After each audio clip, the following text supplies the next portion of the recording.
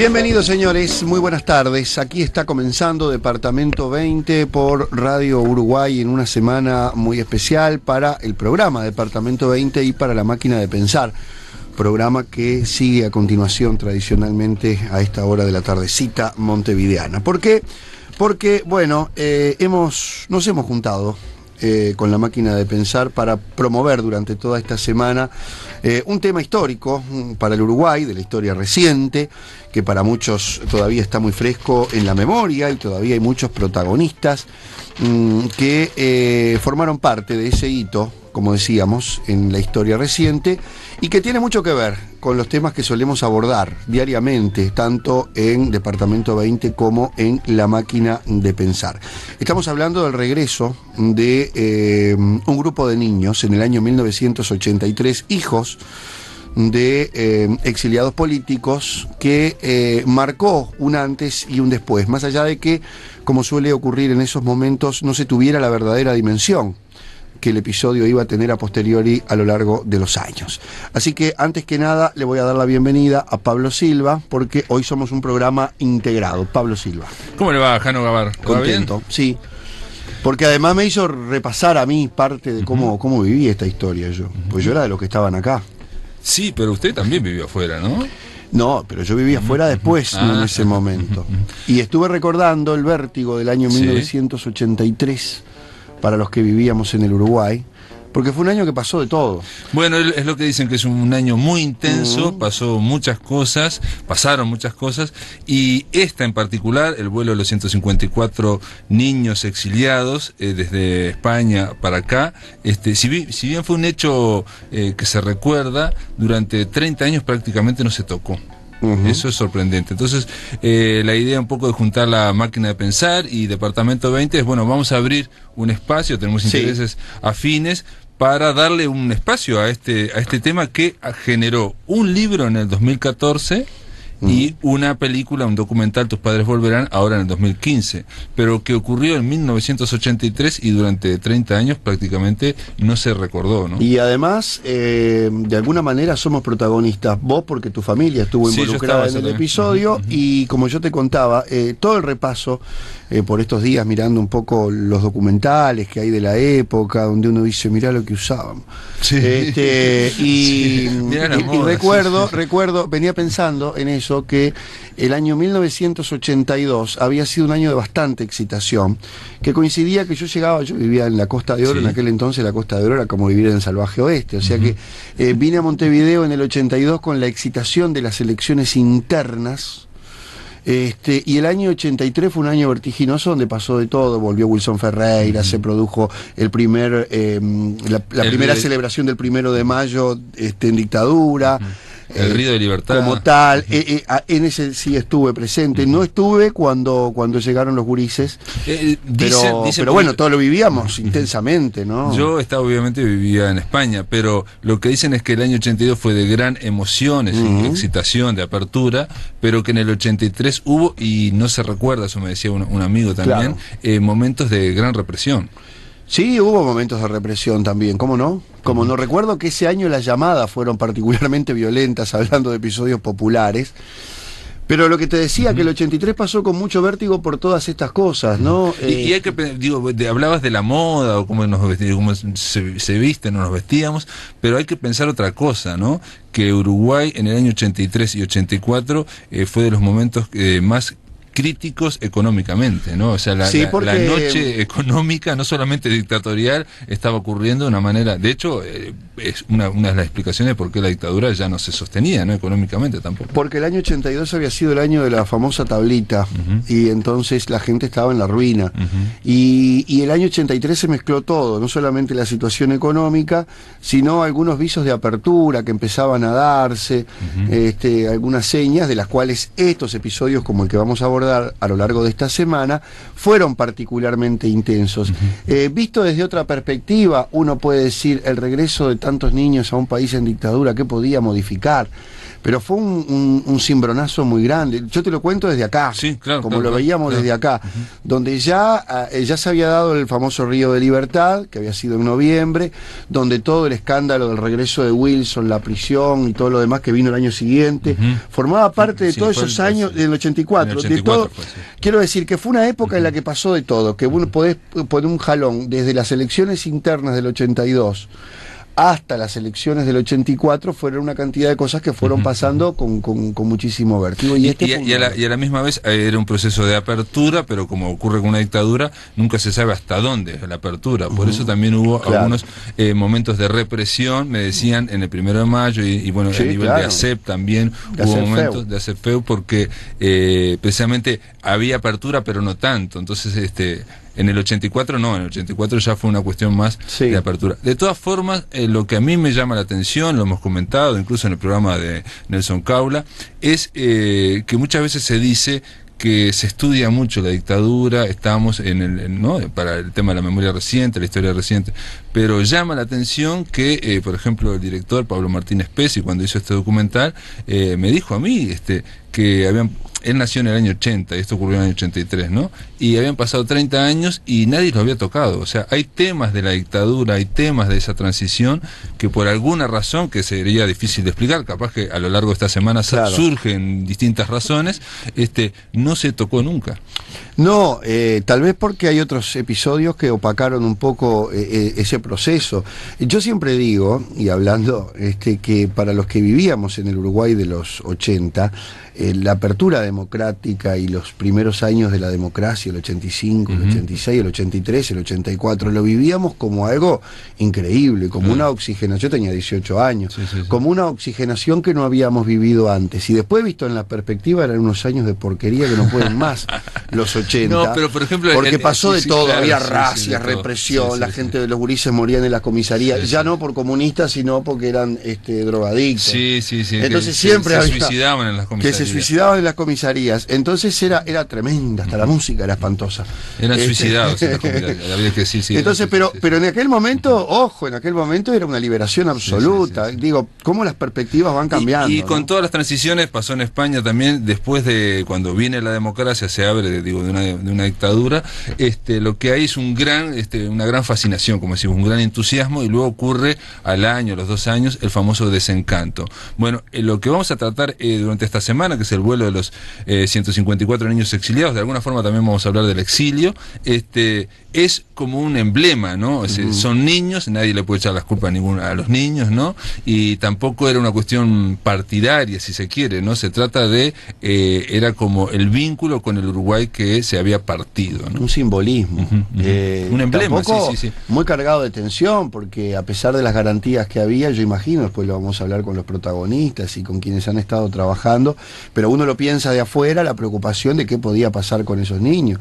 Porque yo recuerdo mucha gente que volvió después de ya reinstaurada la democracia con temor, ¿no? Que tenía un toque, comprensiblemente, de lo que podríamos llamar cierta paranoia, todo lo que pasaba ante la más mínima reacción, cuando uno presuponía que eso ya no iba a volver a pasar, pero había quedado obviamente gente marcada con todo eso. Por eso y también hay una experiencia ahí que nunca se trató, que bueno, este libro que los niños del reencuentro de alguna forma abordan por primera vez, que es cómo fue, y eso vamos a tratar de conocerlo, por lo menos de divulgarlo en esta semana, cómo fue para los niños haber vivido, ¿no? Haber vivido desde su cotidianeidad. Imagínense, años 80, 83, uno está en su casa, tenés 7 años, 5 años, 8 años, 10 años, y de repente, zoom, te llevan en un avión y sos una mega estrella en un momento, porque la gente te recibe con una fuerza, con un cariño, con una devoción, y obviamente porque no te reciben a vos, están recibiendo a un emblema de la democracia y del Uruguay, ¿no?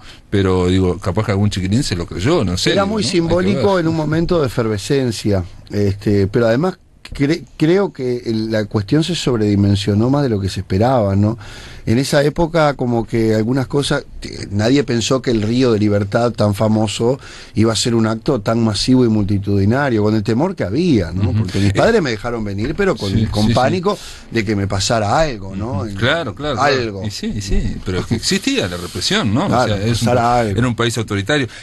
Yo no estuve acá, reitero, pero todas las fotografías que se ven de esos niños que llegan desde el aeropuerto de Carrasco Sí. y que van hasta Ebu, ¿no? Por la Rambla, aparentemente todas las reseñas dicen que duró entre 3-4 horas. Pero vos fíjate que todos esos episodios fueron así, porque el regreso de Citarrosa también fue así, multitudinario, y el regreso de una cantidad de Pero artistas. ¿sabes qué ejemplo iba a poner? Un ejemplo para la gente que no vivió la dictadura, que nos puede estar escuchando, o que eran muy chicos, cuando el subcampeonato de Malasia, ¿no? Cuando vino la selección Sí. subcampeona, Que demoró en y llegar, demoró claro. 4 horas para pasar, digamos.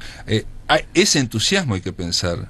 Sí. Hay que pensar tanta gente que no deja avanzar el ómnibus, ¿no? En ese sentido, ¿no? Y hay un capítulo aparte para el año 1983 que es todo lo que estuvo relacionado con Radio Nacional CX30 y Germán Araujo, Claro. con el cierre de la radio, con la huelga de hambre. Es decir, eran todos pequeños acontecimientos. Todo que, eso pasó en el 83. claro, que iban marcando cuando la gente se juntaba en las puertas de aquel apartamento para saludar. Eran multitudinarios actos que también eran contra la dictadura, donde se empezaba a cantar contra la dictadura, no sin temor de que ocurrieran algunos episodios de represión, que solía ser la vieja caballada. Claro, sí. Es decir, no había muertes directamente, porque hay que recordar que Pero después gas vino la muerte. lacrimógeno, Sí, claro, no sí, eso- palos. Sí, eso no podía faltar.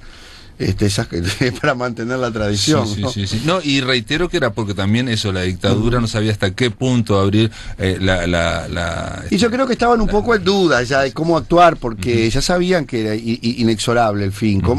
Querían salir de la mejor manera. Sí, pero acordate que son militares o son policías, en ese caso militarizados, Sí. que obedecen a órdenes, y las órdenes no eran claras. No eran claras, no eran claras. En Y el todavía 83 al quedarían, menos no eran claras. todavía faltaban episodios como el de Roslick, por ejemplo. Claro. ¿no? Bueno, y lo de Wilson Ferreira en el año 84. Y en el año 84, sí, que fue otro De momento. todas formas, es un año muy intenso, un clivaje, ¿no? Representa un... Mira, te quiero contar algo. Yo tenía un compañero, un amigo de la infancia, que en aquel entonces estudiaba en la Armada, porque él quería ser marino, ¿no? Y me contaba las cosas que le decían con la llegada de Wilson Ferreira al Dunate, las cosas que por esos días, porque estaban todos acuartelados, estamos hablando de gurises de 18, 19 años, estaban todos acuartelados. Sí. Increíblemente la dialéctica que utilizaban en el adoctrinamiento para decirles que eran todos terroristas, incluidos todos los que venían en el barco, y los blancos, y mirá vos lo que estamos diciendo, ¿no? Y como que había en ese momento una especie de psicosis en las fuerzas, porque bueno, justamente estaban en un momento como de que no les quedaba otro, y todavía eso se Y mantenía. no estaba claro, reitero, cuándo terminaba la dictadura y cuándo empezaba la democracia, no estaba claro, digamos. Entonces en el año Pasó 83... un tiempo hasta que estuviera claro. Bueno, en el año 83 pasó muchas cosas. Digo, ahora estoy pensando, te escuchaba hablar de lo de Wilson Ferreira, y acaba de salir hace unos meses un libro de Gerardo Sotero sobre ese tema. Sí. Y digo, pero esos temas también fueron tratados, recordados. Este que vamos a hablar ahora, reitero, pasaron 30 años, y hasta el año pasado, hasta diciembre del año pasado, no había nada. No se tocó prácticamente. Bueno, vamos a escuchar un material de audio. Es un documento que realizó la Intendencia de Montevideo en el 2013 y la Comisión para la Conmemoración de los 30 años del viaje de los niños del exilio, para ubicarnos, ponernos en situación, y después vamos a presentar a parte de nuestras entrevistadas del día de hoy, que son directas protagonistas de toda esta historia.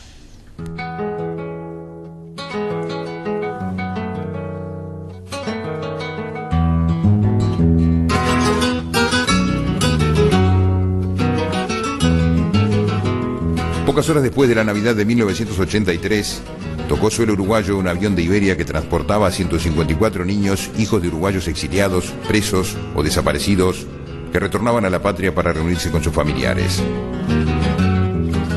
El año 1983 llegaba a su fin, y la cruenta dictadura que se había instalado 10 años antes empezaba a sentir los estertores finales de su decadencia, impulsada por la lucha popular. En ese marco de lucha y movilización y de fuerte solidaridad internacional, un grupo de exiliados uruguayos radicados en España se propuso una novedosa e inédita forma de presionar a la dictadura en momentos en que ésta comenzaba a dar signos mayores de debilidad. Ese mismo año en Uruguay se formaba el grupo de familiares de exiliados políticos, que junto al de familiares de presos políticos y al de familiares de desaparecidos comenzaban a coordinar actividades. Se formó entonces la Comisión por el Reencuentro de los Uruguayos con un criterio plural, con gente proveniente de diferentes partidos políticos y de los grupos de familiares. A poco de iniciar sus actividades, la comisión realizó una conferencia de prensa en la que informó de la posibilidad de realizar un vuelo charter proveniente de España con hijos de presos, desaparecidos y exiliados políticos que arribaran al país a pasar las fiestas con sus familiares. La respuesta no se hizo esperar y miles de uruguayos a través de las más diferentes organizaciones sociales y políticas, como también muchos en forma individual, se acercaron a la comisión para ponerse a disposición en todo lo que estuviera a su alcance y convertir la idea en una realidad.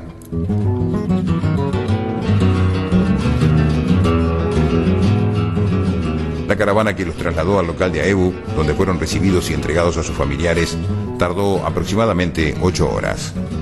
Una verdadera marea humana los recibió. Fueron 12 kilómetros en los que todo un pueblo quería estar presente para gritar fuerte la consigna: tus padres volverán.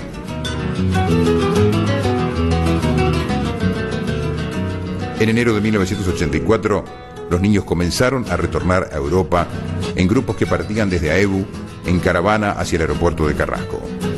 El objetivo había sido cumplido. La dictadura había recibido otro golpe mortal.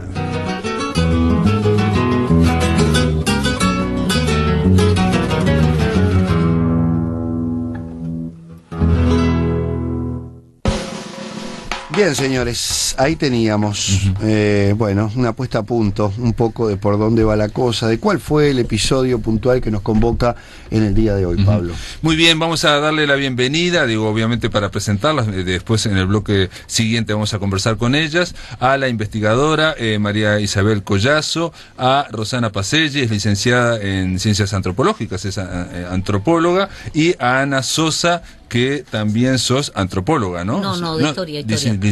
Licenciada en historia. Y además una de las protagonistas de ese vuelo. Es la única que está de los dos lados del mostrador, no fue protagonista del vuelo y es investigadora.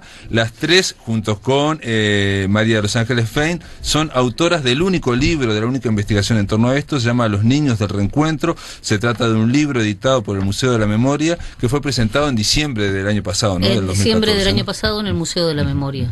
Muy bien, con ellas tres vamos a conversar después de la pausa aquí por Departamento 20. Sí, señor, y después con la máquina de pensar seguimos. Exactamente. Por las dudas, ¿no? Que alguno esté confundido hoy. Muy bien. Departamento 20. Seguimos, amigos, en este programa especial de Departamento 20. En realidad, los dos programas, el Departamento 20 y la máquina de pensar, a lo largo de esta semana se van a dedicar a abordar el famoso episodio del regreso de los niños uruguayos en el año 1983, hijos de exiliados políticos que estaban en Europa. Bueno, por todo lo que ha representado en la historia reciente del Uruguay y porque todavía quedan muchas cosas por descubrir, que a la vez van a servir para descubrir también un poco la historia de cada uno de nosotros, como veíamos, Pablo. Sí, se trata de ese vuelo de los 154 niños. Yo digo, es fácil pensar que si fuéramos a los protagonistas, hay 154 experiencias totalmente diferentes de lo que fue venir del exilio, con distintas edades, de distintos países, ¿no? Y lo que significó enfrentarse con la patria de los padres, la patria de ellos. En algunos casos se habían ido muy chiquitos, no recordaban nada, y de alguna forma ellos, en ese, como si fuera un tubo de ensayo ahí, se genera ese primer contacto que fue posteriormente lo que significó el exilio que volviera de los exiliados políticos en Uruguay. Un detalle te quiero contar nada más, hace unas 3 semanas yo fui a ver la película Tus padres volverán, y le comenté, pues tenía que entrevistar ese día a un doctor en literatura de Holanda, de los Países Bajos, y yo le decía, bueno, no sabía si era argentino, ¿no? Le dijo, ¿sos argentino? No, dice, yo soy uruguayo. Dice, lo que pasa es que me fui chiquito y vivo allá, nunca regresé, ¿no? Nunca regresé. Entonces le comenté lo de la película y posteriormente él me hizo este comentario, porque bueno, la discusión con la película era si abarcaba el proceso, si no, todo el mundo dice que como que se queda corta. La respuesta que me dio es muy sencilla, me dijo, muy, muy breve. El tema no es que dé cuenta del proceso o no de estos 154 niños. El tema es que en Uruguay no se ha hablado mucho del exilio. No, y hay un capítulo todavía aparte. Es más, y antes, rápidamente, para darle paso a nuestras invitadas, hay toda una discusión con esto y cómo ha quedado en la imagen colectiva o en el imaginario colectivo la palabra exilio. Cuando hablamos hoy día de los uruguayos que viven en el exterior, la gran mayoría, obviamente, a esta altura son migrantes económicos, evidentemente, si se le puede llamar así. Migrantes son todos, por las razones que sean, o políticas o económicas, pero en definitiva quedó una marca muy fuerte en la imagen del Uruguay, de que el que se fue está relacionado con cuestiones políticas. Claro, porque probablemente la gran masiva migración de los años 60, 70 y 80 estaba ligada a lo político. Pero Cristina Peri Rossi me dijo una vez, y digo, aparte la vi, y digo, pero me lo dijo en una entrevista, que ella no hacía la distinción entre migrante económico y político, porque dice que la persona que se tiene que ir de su país por cuestiones económicas, detrás de las cuestiones económicas también siempre sí, está es la política, cierto, lo ¿no? dijo Siempre en este está programa también. Peri Rossi, que la entrevistamos en los primeros programas hace 8 temporadas. Ya veo que no se contradice, entonces. No, para nada. Bueno, vamos a hablar con las autoras de Los Niños de Reencuentro. Es un libro, ahora vamos a indicar dónde se distribuye. Es un libro que realmente no recibió, creo yo, toda la atención que merece este tema. Si les parece, podemos empezar con Ana Sosa, digo, por una cosa sencilla. Me llama la atención que la protagonista sea investigadora. ¿De dónde nace la idea de investigar? ¿Cómo es? Ustedes ya habían hecho otros trabajos, ¿no? Estaban vinculadas, ¿no? Tanto María Isabel como Isabel Collazo como Ana Sosa, en torno al Pereira Rosell, ¿no? En torno al Pereira Rosell. No, yo te quería comentar que si sería significativo el tema de que no se ha tocado el exilio, que recién este año la Academia se propone las terceras jornadas de exilio en la América Latina. O sea, es el tercer año que se hacen unas jornadas para investigar el exilio. Este año se hizo en Argentina, el año pasado se hizo en Chile, en Uruguay, y este año se hacen en Chile. Son jornadas académicas, o sea que la academia recién ahora se empieza a, más allá de que hay trabajos, ¿no? sobre el exilio, recién ahora se empieza a juntar y a hablar del exilio. Pregunta, esto cuando ocurre o no ocurre en la academia, digo, tampoco es por razones, digamos, esotéricas. De la misma forma que hay intereses en la sociedad, y la sociedad, si les interesa muchas cosas, o unas con mucha fuerza, la academia de alguna forma refleja el interés o el desinterés también, ¿no? Sí, claro, pero además capaz que es como dice un investigador, se hizo una martirología de quiénes fueron más dañados y quiénes fueron menos. ¿Qué se ha investigado primero? Bueno, los desaparecidos, los presos, y recién después llega el exilio. ¿Cuándo va a llegar el incilio? Queda mucho todavía por saber, ¿no? Porque el incilio es algo que no se ha investigado nada, prácticamente. Los trabajos en la clandestinidad, el tema de la investigación académica también pasa justamente por eso. Y en tu caso, Ana, y en el caso bueno, de Isabel, nosotros hace tiempo que venimos hablando del tema del viaje de los niños, ¿no? Sí, es decir, nosotros habíamos hecho una investigación, como te comentamos, sobre el libro del Pereira, y en un momento, cuando se conmemoraron los 30 años en AEBU, surgió allí, a Ana le plantearon la posibilidad, como que tiraron la idea de hacer una investigación y plasmarlo en un libro. Y bueno, y se dedicaron yo no estaba acá en Montevideo, pero bueno, cuando fui informada también me uní a la investigación, y nos pareció que era un hecho muy importante, justamente que había sido relativamente olvidado, porque cuando tú a amigos o a gente le comentabas y le decías, ¿qué te acordás del 83? No era esto uno de los hechos que mencionaban como importante. Claro. Cuando le decías, si te acordás del viaje, así yo estuve. Además, claro, generalmente somos una especie de laboratorio en ese momento, que empezamos con Magela, y empezamos a investigar entre la gente más cercana que teníamos. Y la pregunta era, ¿qué te acordás del 83? ¿Cuáles son los hechos del 83 que recordás? Pero en el caso de Rosana Pacelli, perdona que le diga que nació en el año 82, no se acordaría de nada, ¿no? De nada. No, Rosanita. No existía, o sea, tenía un año. Sí, Rosana. Bueno, en mi caso, me incorporé un poquito después al equipo por invitación de Ana. Y bueno, lo que vine a aportar un poco fue a trabajar en la parte oral, porque estamos trabajando directamente con narrativas y lo que había eran todos documentos de prensa y algunas audiciones que pudimos conseguir. Entonces había que trabajar con el relato de los protagonistas y un poco la antropología se dedica más a esa parte y bueno, nos pudimos acoplar en el equipo en trabajar desde una perspectiva, desde lo histórico y desde lo antropológico para rescatar el hecho, ¿no? Y poder contarlo. La investigación cuenta, nos pareció importante justamente lo que decía Rosana, y la investigación cuenta con 30 entrevistas, y consideramos a los niños de aquel momento y adultos, ¿no? Y consideramos que era mejor hacerla a los niños que vivían en Uruguay, que habían vuelto a Uruguay, y después tenemos entre 14 y 16 encuestas más o menos, ¿no? Tenemos 27 encuestas y hicimos una encuesta para sacar una parte de números, digo, para saber quiénes eran esos niños, algo de estadística. Y a su vez trabajamos con entrevistas a los organizadores, tanto los de acá como los de allá. Una pregunta, digo, porque son 154 niños. Estamos hablando de un país chico como es Uruguay, 3 millones de habitantes, y estamos hablando que la mayor parte de esos exiliados eran políticos, eran votantes del Frente Amplio, militantes del Frente Amplio, digamos, activistas. Y sin embargo, ustedes lograron solo contactar 77, ¿no? O sea, un poco la mitad, un poco menos, digamos. Y de esos 77 hicieron encuestas, creo que respondieron 55 más o menos, pero estoy hablando de que de 154, la mitad. Lo que pasa que los medios son bastante difíciles. Primero, que nuestro tiempo de investigación fue de menos de un año, 6 meses. En 6 meses hicimos toda la investigación y produjimos el texto. Ah, bien. O sea que se puede ampliar, digamos. Digo, claro que se puede ampliar. Es más, ahora ya tenemos muchos más gurises.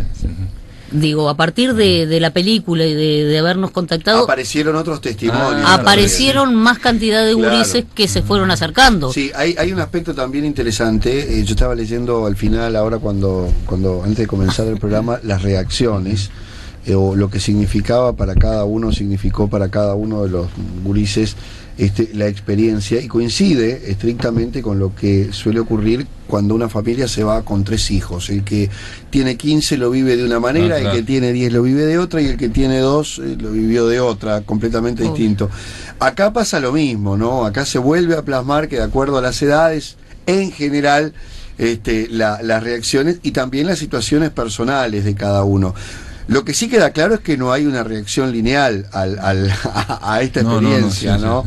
Que cada uno la vivió como pudo, como le tocó, y también un poco como marcó a su familia toda esta cuestión. Porque... Claro, pero yo querría resaltar que estos niños no podemos verlos como descontextualizarlos. No éramos niños como los niños de hoy, de 7 años, de 6 años... Claro. Ni de 11 ni de 15. Eran niños que estaban viviendo, que habían vivido muchos de ellos la tortura de sus padres, de sus tíos, de sus abuelos. Un trauma importante, ¿no? Habían tenido que salir, muchas veces habían estado en embajadas, muchas veces habían salido clandestinos, muchos de ellos eran gurises que sentían los golpes en la puerta y sabían que eran los milicos, que su familia era mucho más extensa porque nuestros primos y nuestros tíos eran mucho más, ¿no? De alguna forma decís que conocían, digamos, a diferencia del resto de los uruguayos, conocían la represión casi de primera mano, digamos. Muchos niños iban a visitar a sus padres. Sí, claro. Muchos niños de ellos viajaban solos desde Europa. De saber, digamos, de los golpes en las puertas, digamos, una cosa tan sencilla como esa. No todos los uruguayos fueron allanados, por ejemplo. No, claro que no. Por eso no eran niños cualquiera, y eran niños que acompañábamos a nuestros padres a los actos. Éramos niños que íbamos a vender pegatinas en los actos de Europa. Éramos niños muy politizados, los más grandes, y algo politizados los más chicos. Claro, estaban en contacto con toda esa movida permanentemente. Y sabían por qué venían. Pocos eran los que no sabían por qué venían. O pocos eran los que no sabían por qué estaban en el exilio. Incluso teniendo 7, 8, 9 años. Digo, éramos mucho más conscientes de la realidad que teníamos. Digo, Ahora, antes de salir, ¿tenían expectativas de que pudiera ocurrir el episodio que después marcó? ¿Cómo se vivió eso? Porque había mucha incertidumbre, me imagino, también de lo que iba a pasar cuando llegaron. Bueno, eso aparece en el libro. Justamente hay una parte, un apartado que es sobre las expectativas que tenían. Porque nosotros tratamos de hacer un recorrido en el libro desde la planificación, desde acá y desde Europa, o sea, desde España puntualmente. Y también cómo se fueron dando los hechos, o sea, hacemos una especie de cronología desde esa planificación hasta la llegada, ¿verdad? Y los días posteriores inclusive, o sea, los días que pasan en Montevideo, también hay relatos de los niños sobre esos días. O sea que habían expectativas, pero por supuesto la llegada fue mucho más allá, porque no esperaban ni esa cantidad de gente, ni ese recibimiento, ni tampoco tenían idea con qué se iban a encontrar. Y también lo que quedaría para hacer, que siempre está bueno decirlo cuando uno realiza una investigación, es ver qué es lo que pasa con esas trayectorias de quienes son adultos al día de hoy, que digo que no solo visto desde el punto de vista de ver si dejó algún hecho traumático, sino de saber cómo estos hechos producen un impacto en las trayectorias, ¿verdad? Y bueno, y ahí nosotros tratamos de llegar un poco al día de hoy de estas personas. ¿A qué se dedican? ¿Qué hacen? Bueno, nosotros entrevistamos... ¿Cuántos se volvieron? ¿No? ¿Cuántos se volvieron? Hay niños entre algunos comillas. Que han ido y venido. Hay algunos que han ido y venido, pero tenemos el último desexilio que tenemos es del año 2000. Claro. O por ejemplo, un dato que supe en su momento, pero digo, no es un dato científico, ¿no? Es de que en los exiliados uruguayos en la década del 70, el porcentaje de divorcio era altísimo, o sea, casi tipo la mitad de las parejas que se fue en el exilio se partieron, se divorciaron. Bueno, y eso afecta obviamente a la familia también, ¿no? Eso puede tener que ver con lo político y no, porque hoy en día también se está dando mucho este proceso en la gente que está volviendo de España, que emigró a comienzos de los 2000, y es muy notorio la cantidad de situaciones donde hay no solamente separaciones, sino que algunos hijos vienen con un padre y el otro queda allá en España. Quiere decir que eso está atado directamente a la cuestión migratoria también, ¿no? Y eso porque, claro, estás en tu país, digamos, y como que te acolchonan todas las relaciones sociales, familiares. Te vas a otro país y quedas desnudo, quedan dos personas frente a frente y ahí se ve quién está, si la relación era muy sólida o saltan la saltan Muchas de esas parejas también eran muy jóvenes cuando migraron. Claro. La distancia también hizo sus... ¿Perdón? Que la distancia también perjudicó las relaciones. A veces uno quedaba acá y otro se iba, pasaba un tiempo y había un resquebrajamiento familiar, indudablemente. Ahora, eso también fue una escuela, entre comillas, para empezar a aprender sobre la vida afuera, ¿no? Para el uruguayo en general, porque por eso yo decía al comienzo, a todo le quedó la imagen de que la persona que se fue, porque bueno, nos quedó aquello, después vinieron las grandes migraciones que fueron ya por otros motivos, afortunadamente, no necesariamente de persecución y muerte como era en el caso de la dictadura. Igualmente creo que fue la primera gran aproximación del uruguayo a lo que es vivir afuera, sobre todo aquellos que tuvieron que vivir experiencias más traumáticas en cuanto a la adaptación, los que fueron para Suecia, para Holanda, para Bélgica, que tuvieron que cambiar de idioma, de costumbres, de hábitos, de códigos, que los que más o menos la pudieron llevar en la Argentina, en México, en Brasil, que bueno, Venezuela, que tenían ciertos tópicos, y en España en alguna medida también, donde era mucho más común. Cuando ustedes se plantaron frente a este libro también, me imagino que bueno, hubo cosas que surgen que también eran inesperadas, es decir, que ustedes de repente, sin saber o sin pensarlo, fueron más allá de lo que sí tenían, digamos, previsto, metiendo el cuchillo en zonas donde, bueno, mucha gente también como que redescubrió cosas, no siempre buenas, no siempre gratas. Se abrieron grandes, hubo gente que hizo catarsis en las entrevistas.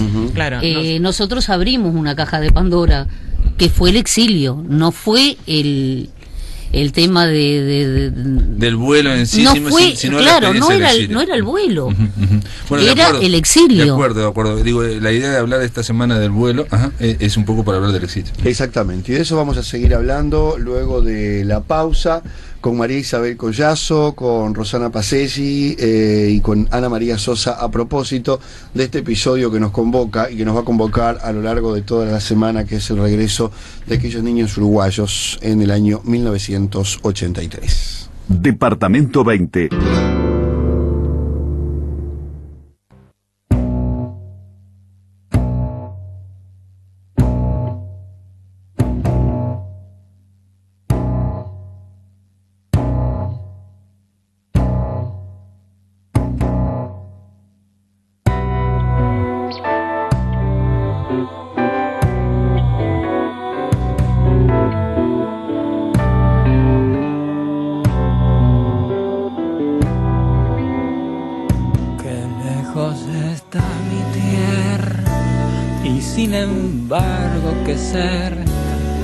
¿O es que existe un territorio donde las sangres se mezclan? Tantas distancias y camino tan diferentes, banderas y la pobreza es la misma. Los mismos hombres esperan. Yo quiero romper mi mapa, formar el mapa de todos, mestizos, negros y blancos, trazarlo codo con codo.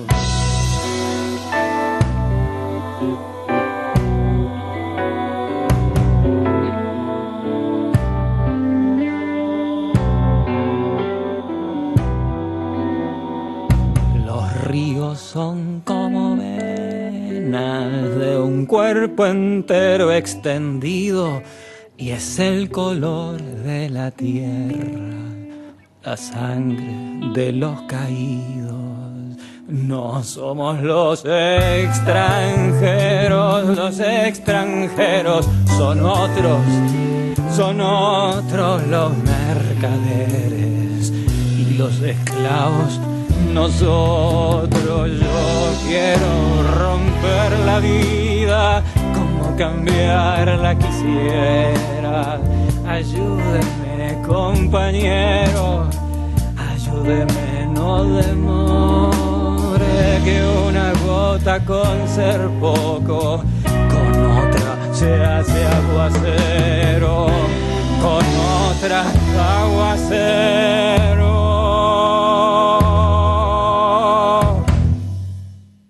Fernando Cabrera, que versionaba allí a Daniel Biglietti con este clásico, que además lo podemos asociar a toda una época, ¿no? Esta milonga de andar lejos que marcaba tanto la vida de aquellos exiliados políticos que, bueno, habían gestado justamente este regreso de sus hijos al Uruguay. Estábamos hablando justamente de las sensaciones, ¿no?, que deja todo este episodio y que dejó para todos estos niños, que en definitiva, y obviamente como es comprensible, no fue para todos igual. En tu caso, Ana María, ya que te tenemos acá, dimensionando en el tiempo, ¿te ha pasado de ir y venir con el tema del regreso en particular, de este regreso? Es decir, en algún momento valorarlo, en otro momento no, siempre lo valoraste de determinada manera. Yo siempre lo valoré de igual manera. Vos decías recién yo como era de las más grandes también, ¿no? Yo era de las más grandes, estaba muy politizada, y cuando vine realmente, digo, no pensé en lo extraordinario que podía llegar a ser todo ese recibimiento y esa organización. ¿Qué fue? ¿Qué sentiste cuando viste todo ese gentío y eso que superaba lo que ustedes, la expectativa que ustedes tenían, en un momento donde tampoco se podía hacer mucha caraca, ¿no? Vamos a las cosas como son. Yo aprendí más del viaje en la investigación que lo que yo recordaba. Yo tengo muy bloqueado todo el tema del viaje. Recuerdo que mi sobrino, lo único que tengo es que mi sobrino me dice: vos lloraste desde que entramos a Avenida Italia, a la Rambla, hasta que llegamos a Evo. No paraste de llorar en todo el tiempo. El único recuerdo que tengo es la gente, y en determinado momento, que es un recuerdo que se reitera en varios testimonios, en un momento alguien que me gritaba: Yelita, Yelita, y yo les decía: no soy Yelita, soy Anita. Yelita es mi hermana. una señora mayor que me gritaba. Ese recuerdo que tengo yo se repite en una cantidad de testimonios. Que los confundían. Muchos niños los confundían con sus padres. Y a mí me confundieron con mi hermana. Hay muchos que tienen recuerdos como difuminados también, dicen, ¿no? Bueno, de acuerdo a la edad también. Creo que lo que tú explicás tiene otra característica, porque a esa edad uno refleja o recuerda bien las cosas, y si no es que no hay un bloqueo, como tú decís, por un motivo emocional. Y también es una edad muy emocional, ¿no? A los 17 años es muy probable eso del llanto, y pienso en mi hija que tiene 17 y que se emociona afortunadamente por otras cosas, ¿no? Que no han sido tan dramáticas. Yo me he ido en el 80. Claro. Tenés que pensar que muchos de nosotros también, cuando no nos fuimos, tanto, nos ¿no? íbamos de un país, pero nos íbamos en un país gris. Claro. Y en un país donde no había ni siquiera caceroleos todavía. Claro, ¿no? 80 y cuando volvimos, ver toda esa gente en la calle, con banderas, con pancartas, era demasiado fuerte. Porque vos lo escuchabas y lo veías lo veías en todas las propagandas. Cuando vimos el mural de un río de libertad, nosotros no lo podíamos creer cuando vimos las fotos del 1 de mayo. Pero el vivirlo era algo mucho más fuerte. Sí, claro. Ahora hay un detalle que en tu caso, o sea, vos, te vas al exilio con tu familia en el 80. O sea, estabas volviendo a un país que ya conocías y de última era el mismo país, digo, la misma Rambla. Ahora, en el caso de muchos de estos niños exiliados, no sabían ni lo que era el Uruguay, porque se habían ido muy chicos o habían pasado por varios países y no le quedaba una cuestión media difusa, y eso puede ser más fuerte también, ¿no? Este es mi país y yo no sé. Tenían un Uruguay muy idealizado, ¿no? Por parte de los padres. Claro, eso es sumamente significativo, que también lo estábamos hablando en la tanda, ¿no? ¿Cuáles eran las características de la vida de estos niños? Dependía mucho en el momento que se habían ido, con quién se habían ido, con quién vivían en el momento de venir, a quién venían a visitar cuando llegaran, si los padres estaban presos, si los padres estaban libres, si era uno de los padres el que los esperaba, o si eran los abuelos, o si era la familia que nunca habían conocido. Entonces todo esto iba a causar distintas expectativas y también reacciones al llegar. Y de todas maneras, o sea, lo que se puede rescatar en estos testimonios que tenemos, que por supuesto no establecen ningún tipo de generalidad, porque son los testimonios que nosotros pudimos encontrar, es que fue un hecho realmente impresionante. O sea, quedaron sumamente impactados por la cantidad de gente, por el despliegue, por el recibimiento, por todo lo que vivieron esos días. Hay uno que dice ahí, me parecía que todos eran parientes míos. Sí. Desde el punto de vista afectivo está claro que fue impactante, o sea, para ellos emocionalmente. Hay un niño digamos en la documental que tiene un acento español, y cuando se van a ir, ese niño, frente a toda la gente, la masa que lo está despidiendo, le dice adiós pueblo. Claro. Le habla al pueblo, a la gente, ¿no? Porque para él era como una película. Ese niño, ¿qué podía haber entendido? En la pausa estuvimos hablando. Por lo visto todo. Por lo visto todo. Bueno, no, pero capaz que lo veía como una gran masa, no sé, que le hablaba a la imagen, ¿no? Sorprendente. Adiós pueblo, estaba hablando a la imagen que tenía de la gente, ¿no? En realidad yo creo que los niños generalmente se sorprendieron ante lo que estaban viviendo. Ni lo esperaban, ni estaban acostumbrados a esas cosas. Y además me parece que hay que resaltar también la parte organizativa del viaje, es decir, que fue muy bien planeado, estaba todo muy perfectamente organizado. Y en poco tiempo, que eso es importante también. Y en poco tiempo. La tarea de acá, de Montevideo, de la parte de la organización, fue muy importante. Trató de cubrir todos los aspectos que podía. Lógicamente puede haber pasado alguno, pero trató de cubrir todos los aspectos para que ellos se sintieran protegidos, para que estuvieran protegidos, para que a nivel internacional se supiera lo que estaba pasando. Había una protección, además, para ustedes. Le digo a Ana, que fue protagonista, ¿no? La protección era de la Comisión para el Reencuentro de los Uruguayos, era de la CRU. Yo creo que nos sentíamos protegidos por el pueblo en general. Nosotros no nos sentíamos, o sea, no había una organización de seguridad, digo, salvo en los actos. En los actos sí había seguridad, la seguridad de AEBU, de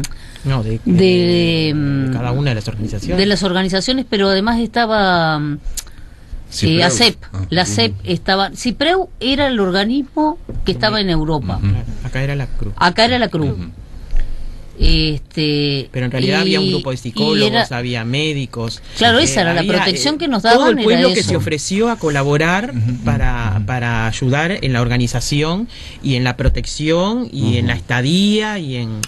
Se le da un valor, por lo menos hasta donde ustedes pudieron sondear, tanto a nivel de los protagonistas como por fuera, por las reacciones, se le da un valor desde el punto de vista como, digamos, estratégico para minar a la dictadura desde otro punto de vista, es decir, se le da un valor a este episodio que de repente fue muy tierno, tuvo muchísimas aristas también sensibles, pero que también fue un impacto a un momento en el que la dictadura perdía prestigio a pasos agigantados, ¿no?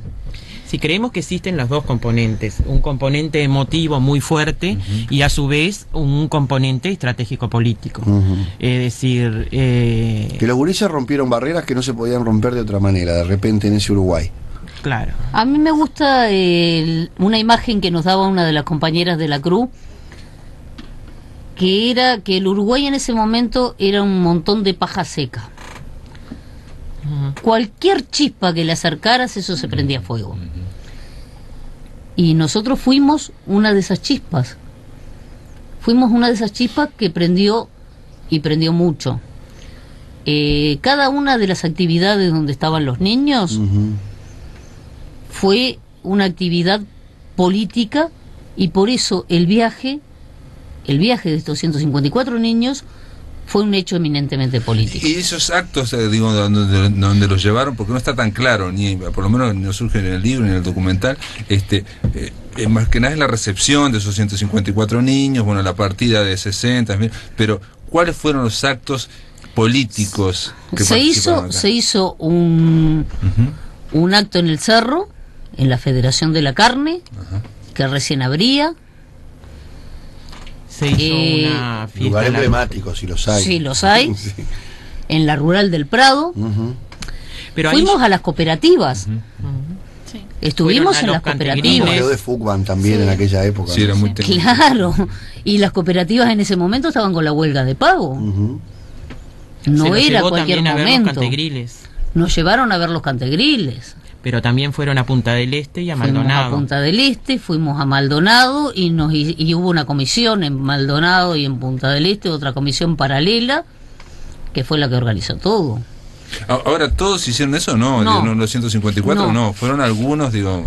Hubieron niños que fueron al interior. Fueron con su familia, ya está. Y volvieron para regresar, ¿no? Había uno que contaba que se había perdido muchas de esas cosas justamente porque era de Mercedes, no recuerdo el nombre. En cada lugar, en esos niños que fueron al interior también tuvieron recibimiento. Claro. También fue un recibimiento muy importante. Claro, a nivel de Montevideo, de lo que fue Montevideo, no es comparable, ¿no? Lo que pasa es que la posibilidad de ir a esas actividades dependía un poco también de su familia. Sí, de la constitución familiar, de quienes los estaban esperando. Claro. Muchas veces también eran atrapados a nivel familiar. Es decir, no debemos olvidar de que hay niños que venían y no conocían a sus abuelos. O no conocían a sus primos, o no conocían lo que era el entorno familiar. Además, nosotros nos volvimos en 4 vuelos distintos. Claro. Fuimos a Cinemateca también. Sí, claro. Hicimos una recepción con la CEP. Y la CEP, o sea, cada uno de esos actos tenía todo un discurso político también. Sí, con la CEP tuvimos un encuentro los jóvenes que fue muy fermental. Ahora, eso para, digamos, estamos hablando de gurises de 15, 16, 17 años. Si vos tenés 5, 7, 8, 9, 10 años, mirás eso y no entendés no mucho. Fuera de micrófono estábamos hablando de que el exilio es una fuerza, digamos, una prueba que te da la realidad de que la historia existe, por ejemplo, ¿no? Que no están los libros, sino que realmente te impulsaron y mueven miles de personas, digamos, ¿no? Ahora, esa prueba de que la historia existe, sentir la historia, el peso de la historia, ¿no? A algunos les puede dar concientización o darse cuenta, y otros pueden reaccionar diferente, depende de la edad de cada uno también, ¿no? ¿O no? Pregunto. Sí, nosotros en realidad lo que encontramos fue en todos los gurises, ya te digo, salvo una sola persona que desde el exterior nos contó que se sintió utilizada, el resto de los gurises como que tenía muy claro que que venían en lugar de sus padres, que venían porque sus padres no podían venir y que eran un acto de presión y de rebeldía. Era un acto simbólico y de hecho que significaba muchas cosas y que entre esas cosas el significado fundamental era lo político, ¿verdad? Si mi padre no puede venir, acá estoy yo y estoy marcando algo, estoy marcando que en un año donde se suceden muchos acontecimientos históricos importantes, este es un acontecimiento más y que como la historia de nuestro país, como la de muchos países que han sufrido la represión, necesita de una etapa necesaria para poder dialogar de estos temas, es que creo que recién ahora están como apareciendo estos sucesos no tan infelices de esos periodos, ¿no? En cualquier caso, este libro va a quedar como un punto de inflexión y por lo menos de partida para la profundización de esa investigación. Los niños del reencuentro, no dijimos dónde se puede conseguir, aquellos que estén interesados en leerlo, en profundizarlo, bueno, por ahora, o hayan sido protagonistas, aunque sea indirectos, como todos los que tenemos esta edad de estos episodios. Por ahora está en Banda Oriental. Banda Oriental, sí. Está en Pocho de 18 de julio. Pocho. Está en Neruda de Tristán Narvaja, Babilonia de Tristán Narvaja, sí, y Minerva de Tristán Narvaja. O sea que en Tristán Narvaja se puede encontrar, en Pocho de 18 de julio y dijimos en Banda Oriental también. Y en Facultad Crisol, de Ciencias Sociales también. En Crisol, en Facultad de Ciencias Sociales y en el MUME. Museo de la Memoria. Jano, a ver, se nos está terminando la hora de Departamento 20, pero Sí. seguimos ¿Me en la invitás máquina para de tu pensar. programa? Te invito para mi programa. ¿Y qué te parece si continuamos un bloque más hablando con estas autoras? ¿Cómo no? Ningún problema. ¿Te parece? Sí, sí. Amigos, Pero ya en tu programa. Ya Yo en la termino máquina de el mío pensar. acá termina Departamento 20, pero me quedo. Esto del exilio tiene eso, la frontera, ¿no? Seguimos después de la pausa.